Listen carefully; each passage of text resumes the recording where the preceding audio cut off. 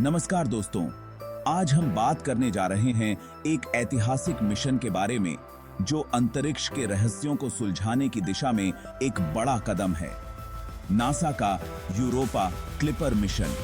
यह मिशन हमें बृहस्पति के चंद्रमा यूरोपा के बारे में नई जानकारी देगा, जो लंबे समय से जीवन की संभावनाओं के लिए एक प्रमुख स्थान माना जा रहा है।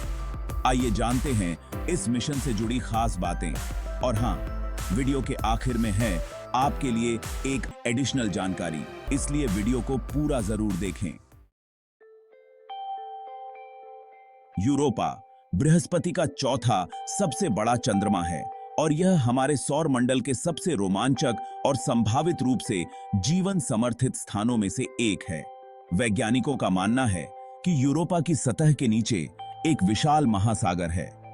नासा के अनुसार इस महासागर में पानी की मात्रा पृथ्वी के सभी महासागरों से दोगुनी हो सकती है। नासा का यूरोपा क्लिपर मिशन इस चंद्रमा की बारीकी से जांच करेगा। हालांकि यह मिशन जीवन को खोजने का मिशन नहीं है। इसका मुख्य उद्देश्य यूरोपा की सतह की संरचना, इसके अंदर की भूगर्भीय गतिविधियों और इसकी आंतरिक संरचना का अध्ययन करना है।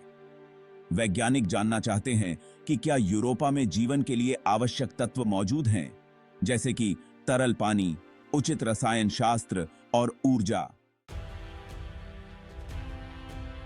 यह मिशन 14 अक्टूबर 2024 को 12:06 पर लॉन्च हुआ, जब नासा के सबसे बड़े वैज्ञानिक यान यूरोपा क्लिपर को स्पेसएक्स के फाल्कन हेवी रॉकेट के जरिए लॉन्च किया गया।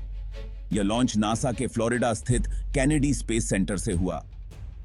यह यान नासा द्वारा बनाए गए अब तक के सबसे बड़े ग्रह अन्वेषण यानों में से एक है, जिसमें 9 उन्नत वैज्ञानिक उपकरण लगे हैं।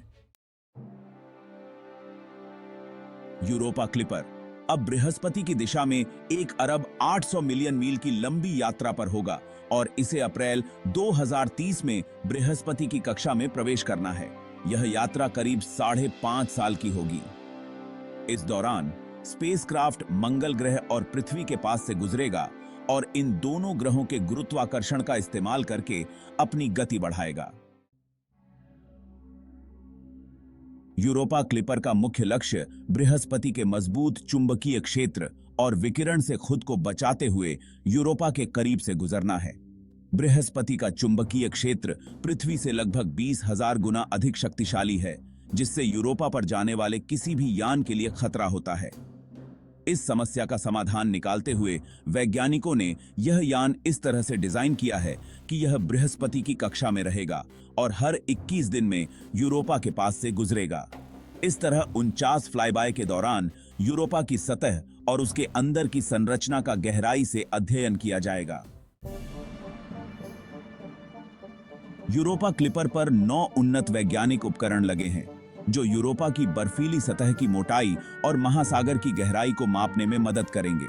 इसके अलावा यह यान वहां की आंतरिक भूगर्भीय गतिविधियों और पानी के संभावित तालाबों के बारे में भी जानकारी जुटाएगा।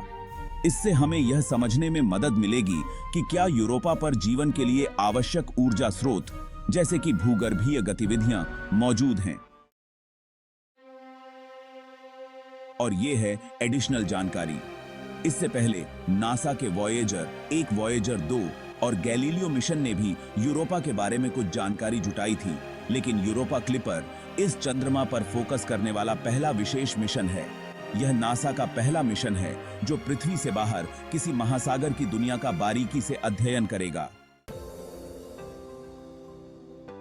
इस मिशन के वैज्ञानिकों में से एक बॉनी बुराट्टी, जिन्होंने 1980 के दशक में यूरोपा पर अपने शोध की शुरुआत की थी, कहती हैं कि इस मिशन के जरिए हमें यूरोपा के संभावित रहने योग्य वातावरण के बारे में बहुत कुछ नया सीखने का मौका मिलेगा। उनके अनुसार यह मिशन उनके लिए एक सपना सच होने जैसा है। तो दोस्तों, यूरोपा क्लिपर मिशन हमें हमारे सौर मंडल के एक और रहस्यमय हिस्से के बारे में नई जानकारी देगा और यह जानने की दिशा में एक बड़ा कदम है कि क्या हम इस ब्रह्मांड में अकेले हैं या नहीं। यह यान अप्रैल 2030 में यूरोपा पहुंचेगा और वहां के 49 फ्लाईबाय के जरिए हमें बृहस्पति के इस चंद्रमा की सतह और महासागर के बारे में अनमोल जानकारी देगा। वीडियो पसंद आया हो तो इसे लाइक करें और चैनल को सब्सक्राइब करना न भूलें। हम जल्द ही अंतरिक्ष से जुड़ी और भी जानकारी लेकर आएंगे। धन्यवाद।